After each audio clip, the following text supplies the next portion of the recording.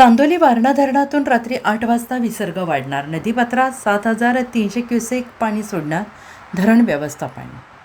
धरणाच्या पाणलोट क्षेत्रात पावसामुळे पाण्याची आवक वाढू लागल्याने धरणाची पाणीपातळी नियंत्रित ठेवण्यासाठी आज 5 ऑगस्ट रात्री 8 वाजल्यापासून वारणा नदीपात्रातील विसर्गात वाढ करण्याचा निर्णय धरण प्रशासनाने घेतला आहे.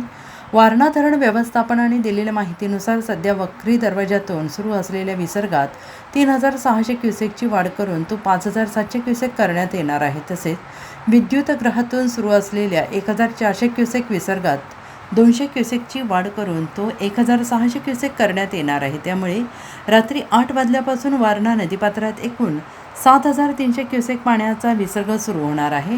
धरणाच्या पाणलोट क्षेत्रात पाऊस कायम राहिल्यास किंवा पाण्याची आवक आणखीन वाढल्यास परिस्थितीनुसार विसर्गात आणखीन वाढ केली जाऊ शकते, असा इशारा धरण प्रशासनाने दिलेला आहे. त्यामुळे वारणा नदीकाठच्या गावातील नागरिकांनी सतर्क राहावे, नदीपात्रात जाणे टाळावे, तसेच जनावरे, शेतीची अवजारे आणि इतर साहित्य सुरक्षित ठिकाणी हलवावे, असे आवाहन धरण व्यवस्थापनाने केले आहे.